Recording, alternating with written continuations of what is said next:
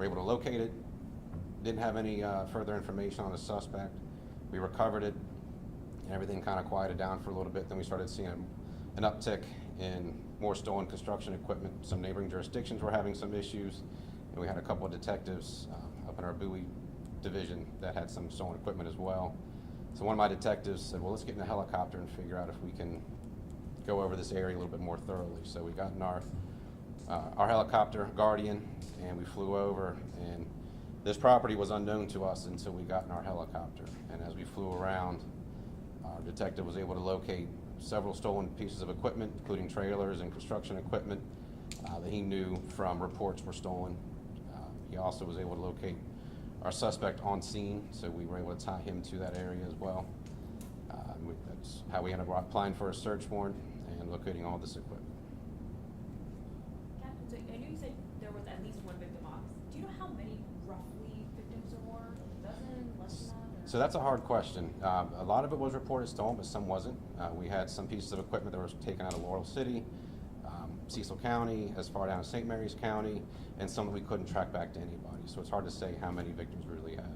Is this property that you found all this equipment, is it a home or is it like a storage unit type? What is it? It's a vacant lot. It's an open lot with a wooded area, and they had cleared some trees out to make it more of an open area. There's no house, no buildings on it, nothing like that. How was he able to steal these items? They don't move very quickly. Sure. So we believe he had a Ford Excursion, a large SUV that he had. He was towing a big trailer with. There were some stolen trailers on the property that we found. We do have some ring cameras that showed him stealing trailers with that the Excursion. So we believe he was using a big truck with a big heavy-duty trailer to load this equipment on and take away from the scene. You mentioned that there was a GPS tracker on the excavator, and that's kind of how this all got rolling. When it comes to these power tools or tools like this, are they hard to track? Because I imagine they don't have like a serial number or something on them, right? So they do have serial numbers on them. He was actually revinning some of these as well, which made it harder for us because we had to locate other VINs on the machine that were kind of hidden a little bit better. So, I mean, it's big machines like that. Well, they're hard to move, but they're also very expensive. So there's going to be a market for them for sure. Do you think he acted alone? We don't know. If he has accomplices, we're not sure. We're still looking through all that in the investigation. There's lots of evidence we're going through right now, so we're hoping to identify possible accomplices if there are some out there. How long do you think he's been doing this for? So we got turned on to that piece of property back in February. So we think since at least February this has been going on. Captain, do you think this is something that is just an isolated incident, or there could be other sorts of operations like this across the county? If there are more, we're not aware of them. We think this was a one-off situation where he was just, I think, trying to tap into something a lot of folks weren't using. It's a lot of these construction companies were leaving them at construction sites, and he was just going to the sites and taking them in the middle of the night and driving off with them. But if a big truck with a big trailer loading construction equipment, it's not really going to turn too many heads. So. What was he doing with the equipment? We haven't confirmed it, but we believe he was trying to sell it for a profit. I mean, they're pretty valuable machines, and if you can get them and sell them for, a couple $1,000s, it's easy money for him. But these companies are out a lot. They're big bucks. Some of them $60,000, $70,000, $80,000 from what some of our victims are saying. Wouldn't that raise a red flag though? You're selling a $60,000, $70,000 piece of equipment for $10,000. It would to the normal person, but not everybody checks these things, or sometimes they know what's going on, but if they can get it for a right price, and some people just don't seem to care. Did you get any reports from owners saying, hey, someone tried to sell me something and I think it might be a little... No, we didn't have any owners reach out to us in that fashion. Like I said, the one owner reached out because he had a GPS tracker on his piece of equipment. He was able to find it and point us in the right direction, but no one found their equipment for sale on the internet. Captain, in Howard County, very recently, there was, I think, not $1 million worth, but several $1,000s worth of tools that were stolen. In general, is law enforcement, are you guys seeing a trend when it comes to construction tools, power tools, things of that nature being stolen? So power tools have been popular for years because there's construction trucks everywhere. Everyone's got a sign on the side of their vehicle, so it's easy to target those. Not everybody keeps their serial numbers or tracks them very easily, so there's a big market for that sort of stuff. And unfortunately, when you have things that are valuable and easy to steal, there's always going to be someone out there willing to do it. Sure. You mentioned it, but if you can clarify, what prompted you to go and take the helicopter to search for this area? Sure. So this piece of property that we're talking about today is adjacent, like it's just through the woods of the piece of property we found in February. So one of my detectives just kind of on a hunch that, well, let's just get in the air and see what we can see. And he was right. How many pieces of equipment did you locate stolen? So we've got 13 stolen skid steers, 2 excavators, several trailers. I don't know how many trailers there were, at least 3 or 4. A stolen UTV, which is like a side-by-side ATV kind of thing. There's construction equipment as well. And the suspect also Building had, equipment. Sorry. The suspect also was wanted for other things, correct?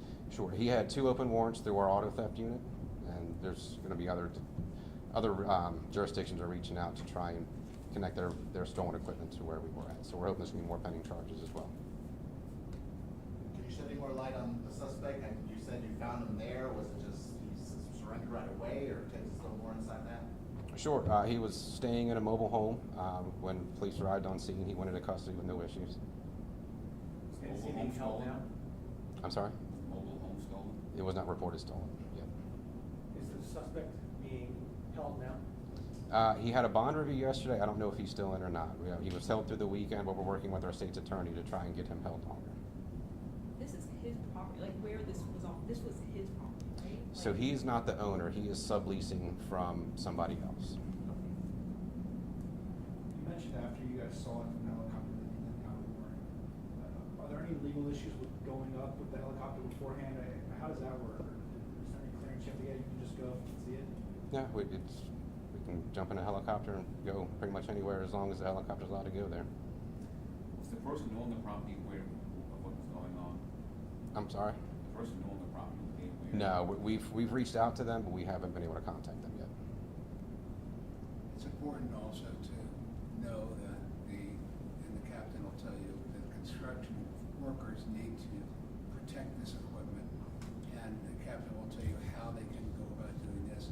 And the captain will also explain how many hard-working people that these thieves put out of work by this equipment being over there, and these poor folks who depend on this equipment to make a living and feed their family could not earn a living.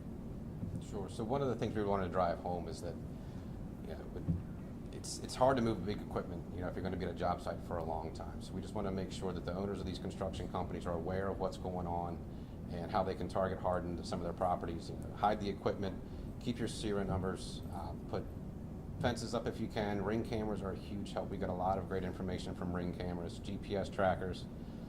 There's a lot of things that construction companies can do to try and target hard to make sure that we're not making it easy for these thieves. And like Brian said, these victims are small mom and pop shops. They're not big construction companies that are wealthy. If they don't have this equipment, they can't perform the jobs. They're not going to get the contracts, so they're going to be sent on money. Their employees rely on those wages, and if they don't have that income, then a lot of these employees don't get paid as well. So it's really important to get this equipment back for not only the company, but also their employees, so they can continue to get paid. What was the reaction from the victims to know that their equipment was back? They were ecstatic. We had several of them come to the scene with a truck and trailer to tow it away, so they got it right then and there. They worked as a family too, to be honest. So they were calling their competitors if they knew someone had something that was taken. They would call and say, "Hey, Prince George's County just recovered a bunch of equipment. Here's the detective's number. Reach out if you can." And my detective woke up to several emails, text messages, and phone calls from folks asking if we had their equipment. So they really did kind of work together as a family to try and recover everyone's equipment. We'll take one more question. Can you state your name again, please? Sure. Craig, C-R-A-I-G, Weingartner, W-I-N-E-G-A-R-D-N-E-R. Right. Captain, sorry. And just for people at home who haven't used this equipment before, you know, some people at home might think like, well, did the guys like leave the keys in the equipment? Like, how was he able to like start it up and get it on a trailer, or is it? That we don't know that. We have no idea if he was able, if he had a key to it, if they left the keys in the ignition. We're not sure what his method of starting it and loading it was. Has he made any comments? Has he said anything? No, we can't comment on that. Thank you all very much. Thank you, Captain. Sure. Thank you all.